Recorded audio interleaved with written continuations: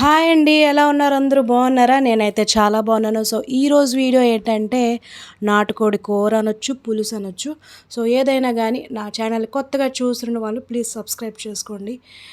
ఇంకా లేట్ చేయకుండా వీడియోలోకి వెళ్ళిపోదాం. దీన్నైతే నేను కుక్కర్లో తయారు చేశానండి.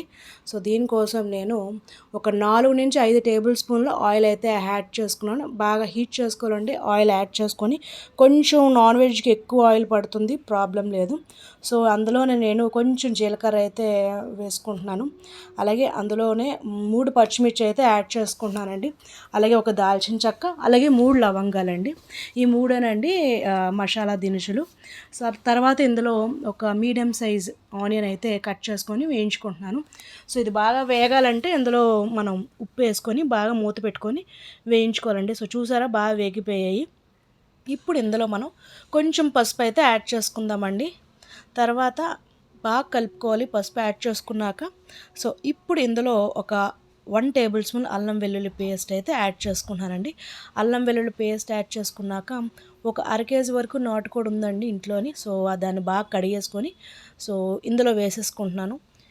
వేసుకున్నాక బాగా కలుపుకోవాలండి. మొత్తం అల్లం వెల్లుల్లి పేస్ట్, ఉల్లిపాయలు మొత్తం ఆ ముక్కలకి అంటుకునేలాగా బాగా కలుపుకోవాలండి.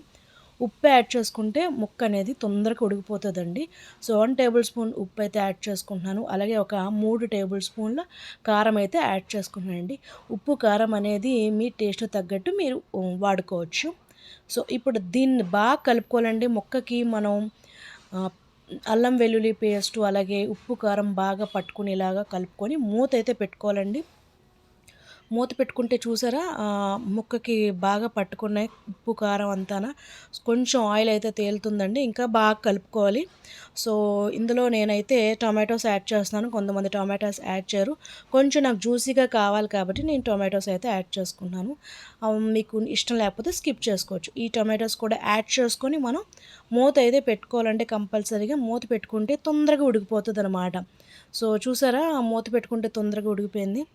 సో, ఇప్పుడు కూడా బాగా కలుపుకోవాలండి. మనకి టొమాటోస్‌ని కూడా బాగా ముక్కలకి పట్టుకునేలాగా కలుపుకొని మనం ఇప్పుడు మళ్ళీ దీన్ని మూత పెట్టుకొని కాసేపు ఉడికించుకుందాం. సో, చూస్తున్నారు కదా ఆయిల్ అంతా బాగా తేలుతుంది. చాలా దగ్గర పడిపోయింది కూర. సో, ఇందులో కొంచెం నీళ్ళైతే యాడ్ చేసుకున్నాను. ఒక ముక్క ములిగే వరకు నీళ్ళైతే యాడ్ చేసుకున్నాక మనం విజిల్ పెట్టుకొని ఒక 6-7 విజిల్స్ వేయించుకుందాం. మీకు టేస్ట్ అనేది అద్భుతంగా ఉంటుంది. ముక్క తొందరగా ఉడికిపోతుందన్నమాట కుక్కర్లో పెడితే. సో, చూసారా ఎలాగైపోయిందో? కొంచెం నాకు వాటర్ ఎక్కువగా ఉన్నట్టు ఉంది. కొంచెం దీన్ని మనం సిమ్‌లో పెట్టి తగ్గించేయొచ్చు. మనం ఒక మీడియం ఫ్లేమ్‌లో పెట్టి ఒక 20 మినిట్స్ మూత పెట్టి ఉడికించేసుకుంటే మనకి ఎంత కన్సిస్టెన్సీ కావాలో అంత కన్సిస్టెన్సీ చేయించుకోవచ్చండి. సో, చూద్దాం ఎంతవరకు వచ్చిందో. సో, గుమగుమలాడిపోయింది ఆ రోజు మాత్రం. తీసి ఒక 2 వీక్స్ అయినట్టుగా ఉంది. ఇప్పుడు పెడుతున్నాను వీడియో. చాలా బాగా వచ్చిందండి కర్రీ అయితే. వేడి వేడి అన్నంలోకి అయితే అద్భుతంగా ఉంటుంది. నా వీడియో మీకు నచ్చిందే అనుకుంటున్నాను. నచ్చితే లైక్ చేయండి, షేర్ చేయండి అండ్ సబ్స్క్రైబ్ చేయడం మాత్రం అస్సలు మర్చిపోకండి.